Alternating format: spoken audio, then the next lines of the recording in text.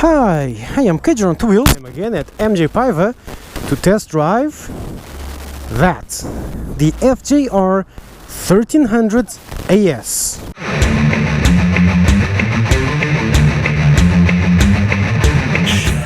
So what is this wonderful beast? Well, this is the equivalent to the Kawasaki I test drove. That's the Concours, as the Americans call it. So this is the equivalent from Yamaha. So let's go for a quick walk around. First things first, I hate the color. I hate this color on bikes. This screams suit and tie executive going to work. But yeah, that's just one thing. What we have on this one? Well, we have your normal double disc brake at the front, single at the rear, a 120 width tire at the front and probably a 180 at the rear. Let's see. I think I have no idea on the power, but should be 100 and something horses.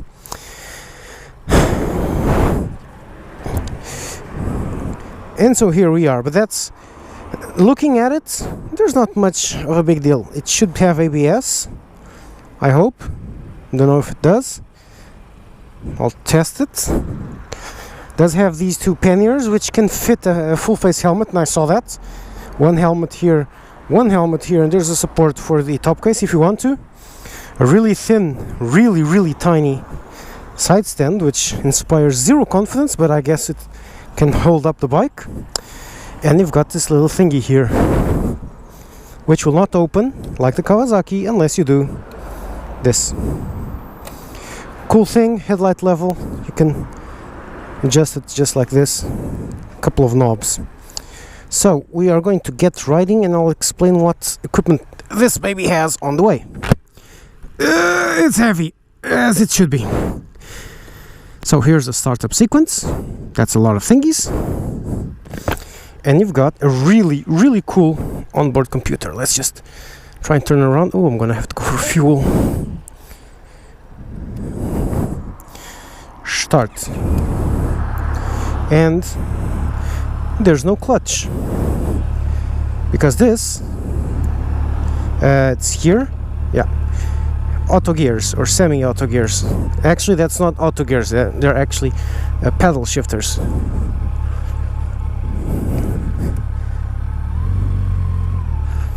Oh, it's easier to maneuver than I thought. Then again, I am on an uphill. So while we wait, I'm going to stop and show you the onboard computer, which is this button and these two. Let's go for this. Is to adjust the suspension. No, the screen actually. See? High, low. And here we can adjust the suspension. Standard, soft, I'll go with soft for a start. Or hard. And then on hard I can choose, in all of them I can choose a second setting, like soft +3, soft +1. This is what? Oh, it's telling me how much spring I have. So I'm a single driver, like so. This is for the heated grips. Very cool. And this is for the settings. Okay.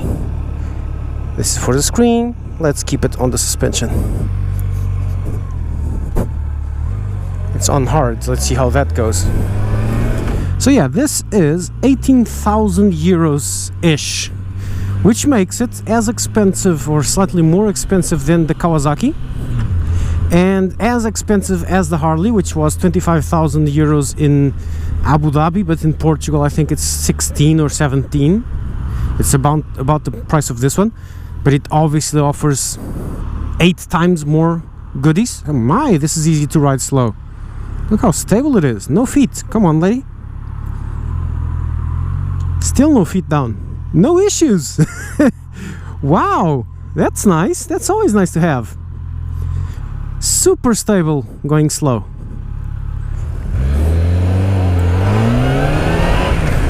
Oh, whoa, that was half acceleration. This, as would be, we would expect, really goes. Yeah, I have to look down to see where am I going to put my hand with so many buttons on the left side. Oh, and there's another feature I really like. This thing, believe it or not, has cruise control. How cool is that? Yep, just listen to the sound.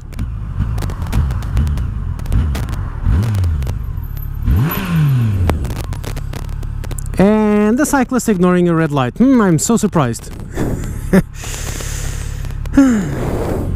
Oh, we've got two modes. How do I change modes? Computer, no.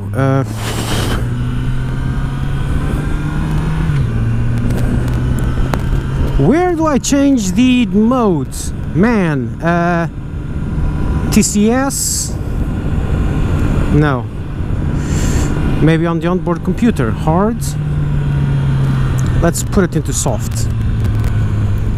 See how that goes. This is heated grips. This is... No. How do I oh, it's here, modes. Okay, touring and sport. Let's put it on touring and soft. Yeah, in town, that kind of works. Doesn't feel as clumsy as the Kawasaki. Kawasaki felt positively clumsy when you were stopped. Not to this one. The inclusion of the foot lever for gear changing is an awesome idea, because even though there's no clutch and it still feels weird, it's a lot more intuitive, at least until you get used to, than these pedals here, which one's under my thumb, one's under my trigger finger.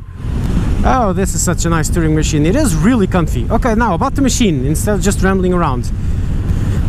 Touring machine, top of the line, very straight up position. I'm just very, so slightly bent forwards. Position's very reminiscent of a commuter touring bike, say the NC700s.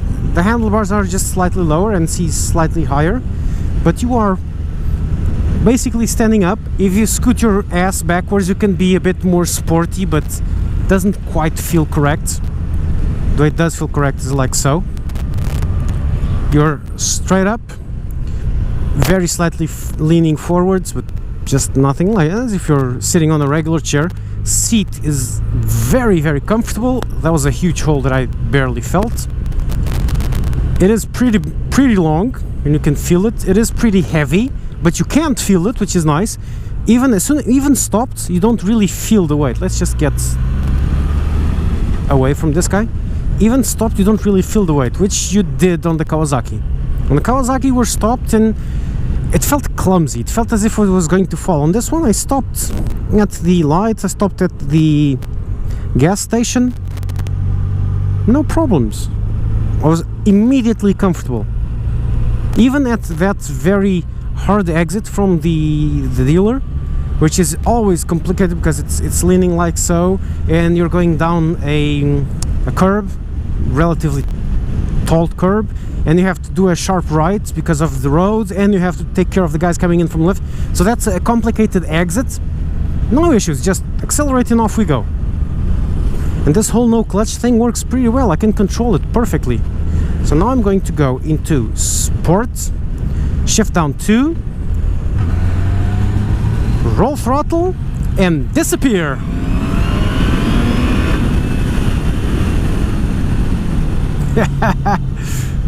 Takes a bit of a while because all the controls are different, so it does take some getting used to.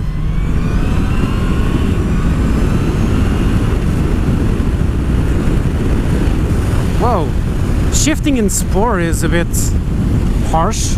Let's try touring and do the same thing again.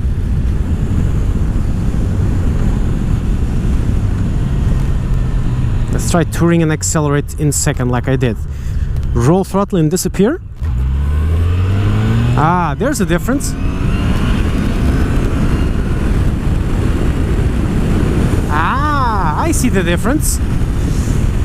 These jerkiness is because I was spinning the throttle and shifting. But if you shift, when you tell it to shift, you unroll throttle and then roll it like you do when you're normally riding along, then there's no problems. Then it's smooth as silk. So that's the issue. Let's get it back into sport. 2 down. Look, I'm going to shift. See? Saw that flick of the wrist like you do when you're normally shifting? Flick. No jerkiness. And this goes fast.